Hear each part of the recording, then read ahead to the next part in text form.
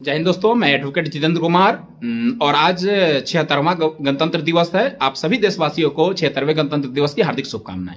और आज पुनः कानून के नए लेक्चर, नए टॉपिक को लेकर आप सभी के सामने रूबरू हैं। तो आज का हमारा टॉपिक है अरेस्ट एंड कस्टडी, गिरफ्तारी और हिरासत क्या होती है। ये कानून के बहुत बड़े पहलू हैं। आइए इन पहलुओं के बारे में चर्चा करते हैं। तो सबसे पहले मैं आप लोगों को अरेस्ट यानी जिसे हम लोग कहते हैं गिरफ्तारी के बारे में आज हम लोग जानते हैं।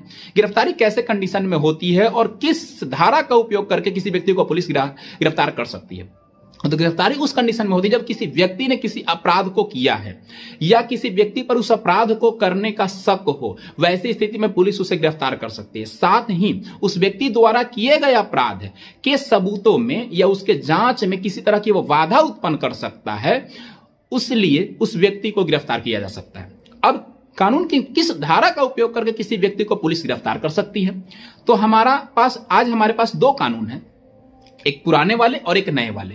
तो सीआरपीसी और वीएनएसएस, क्योंकि ये सीआरपीसी के तहत किसी व्यक्ति को गिरफ्तार किया जाता है, तो सीआरपीसी के धारा 41, 43 और 48 के तहत किसी व्यक्ति को पुलिस गिरफ्तार कर सकती है। साथ ही अगर वीएनएसएस की बात करूं तो 35 के 3 और 6, 36, 37, 38, 40 और 45 बीएनएसएस के कानून का उपयोग करके, धारा का उपयोग करके पुलिस किसी भी व्यक्ति को गिरफ्तार कर सकती है।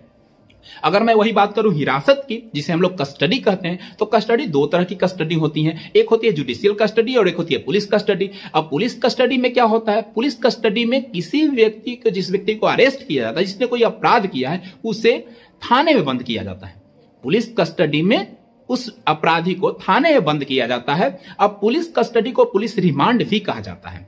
अब इसका वर्णन कहां है, तो इसका वर्णन सीआरपीसी, पुराने कानून सीआरपीसी के 167 धारा के तहत 22 भाग में वर्णन किया गया है। भाग 22 के धारा 167 के तहत इसका वर्णन किया गया है।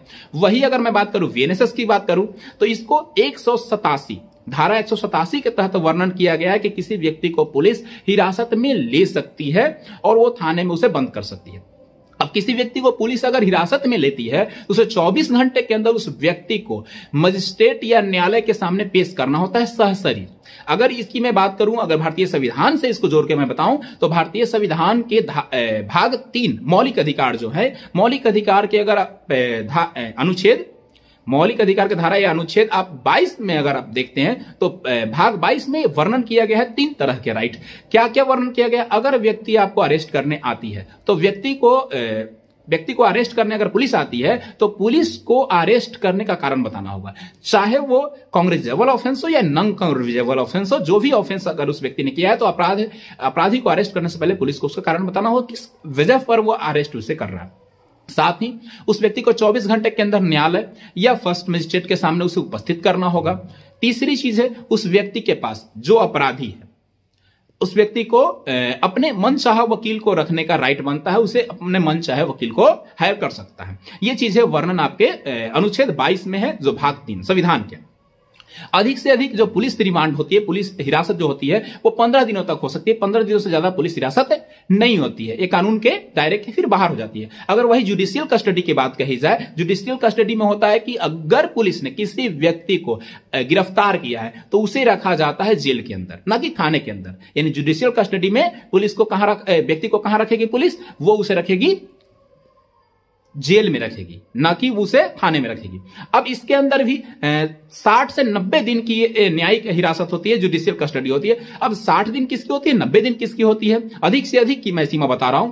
तो 90 दिन वैसे ऑफेंस के लिए होता है, वैसे अपराध के लिए होता है अगर किसी व्यक्ति ने वैसा अपराध किया जिसके तहत उसे कम से कम 10 वर्ष की सजा हो, या उसे मृत्यु दंड दिया जा सकता हो, या उसे आजीवन कारावास दिया जा सकता हो। तो वैसे कंडीशन में उस अपराधी को 90 दिन की जुडिशियल कस्टडी होती है। इससे कम वाले अपराध के लिए 60 दिन की जुडिशियल कस्टडी होती है। तो ये आज का हमारा लेक्चर था, हिरासत और गिरफ्तारी यानी कस्टडी और अरेस्ट। इसी तरह से अलग अलग कानून की पहलुओं को जानने के लिए आप मेरे टेलीग्राम चैनल जीत सर ऑफिशियल या फिर आप मेरे यूट्यूब चैनल जीत सर ऑफिशियल पे जुड़ सकते हैं और कानून के नए नए तथ्यों की जानकारी बिल्कुल सरल और सहज भाषा में आप जान सकते हैं। कानून हर एक किसी के लिए जानना बहुत जरूरी है। तो मिलते हैं फिर अगले वीडियो में नई जानकारियों के साथ। तब तक के लिए जय हिंद, जय भारत, जय संविधान।